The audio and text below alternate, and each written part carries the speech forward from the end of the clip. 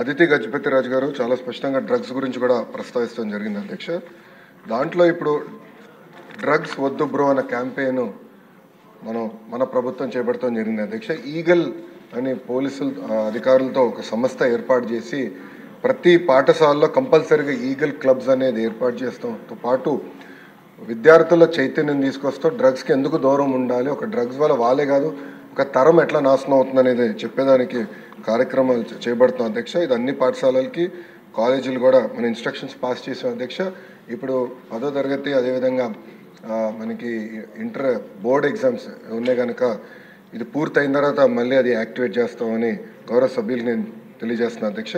అంతేకాకుండా అధ్యక్ష, ప్రధానంగా మనం చూస్తే ఇన్ఫ్రాస్ట్రక్చర్ పైన కూడా గడిచిన పేరెంట్ టీచర్ మీటింగ్లో స్టార్ రేటింగ్ అనేది ఏర్పాటు చేశారు అధ్యక్ష.